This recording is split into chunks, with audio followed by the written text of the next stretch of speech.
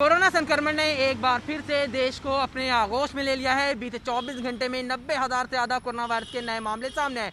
बीते 24 घंटे में नए मरीजों की बात करें तो ये आंकड़ा 90,928 के पार चला गया। वहीं एक अच्छी बात ये रही कि 19,226 लोग बीते 24 घंटे में ठीक भी हुए हैं। 325 लोगों की कोरोना वायरस की वजह से मौत हुई है।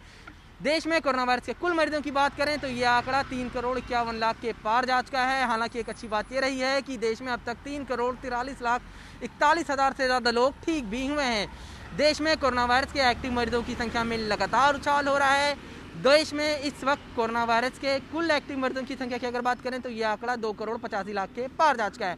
दिल्ली, महाराष्ट्र ऐसे राज्य हैं जहां पर कोरोना संक्रमण के सबसे ज़्यादा मामले सामने आ रहे हैं। महाराष्ट्र में 20,000 से ज़्यादा मामले कल सामने आए। दिल्ली में 10,000 से ज़्यादा मामले कल सामने आए। मुंबई एक ऐसा शहर है जो सबसे ज़्यादा देश में कोरोना से प्रभावित है। मुंबई में कल बीते 24 घंटे में 15,000 से ज़्यादा नए मामले सामने आए।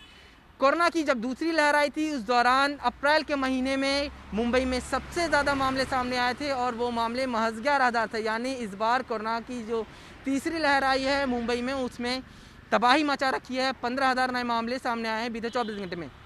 देश में एक तरफ कोरोना संक्रमण के मामले बढ़ रहे हैं, वहीं ओमिक्रॉन वेरिएंट का भी मामला लगातार बढ़ रहा है। देश में ओमिक्रॉन वेरिएंट के कुल मरीजों की संख्या 2,600 के पार जा चुकी है।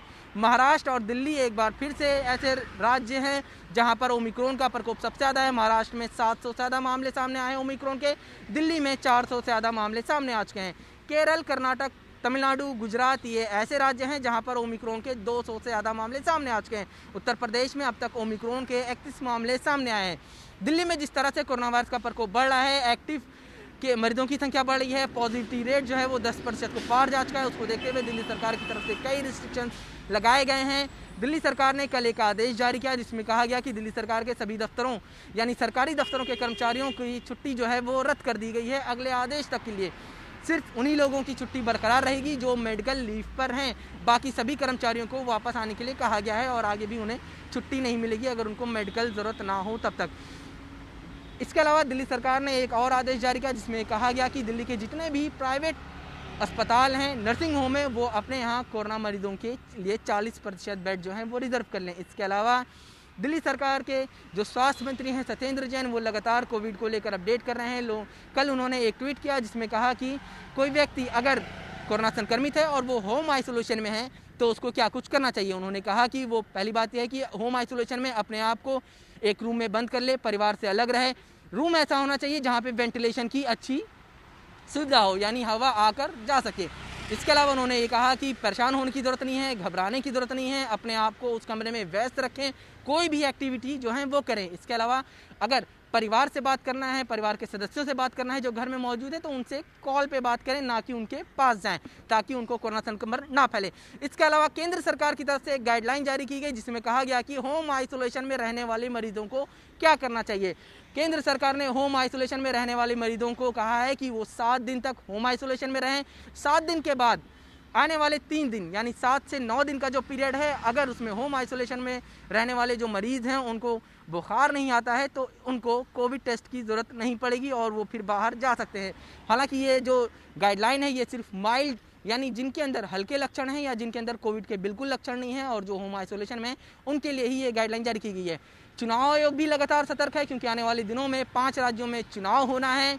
ऐसे में लगातार बैठकों का दौर जो है वो जारी है। आज भी चुनाव आयोग और स्वास्थ्य मंत्रालय की एक बेहद अहम बैठक होने जा रही है जिसमें स्वास्थ्य सचिव स्वास्थ्य मंत्रालय के शामिल होंगे। इसके अलावा केंद्रीय चुनाव आयोग के अध्यक्ष जो हैं वो शामिल होंगे और इसके अलावा जो नीति आयोग के सदस्य हैं डॉक्टर बी के पॉल, वो इस बैठक में शामिल होंगे और इस बैठक में आने वाले दिनों में जो 5 राज्यों में चुनाव होना है उसको लेकर रूपरेखा जो है वो तैयार की जाएगी, किस तरह की कोविड प्रोटोकॉल जो है वो बनाई जा सके।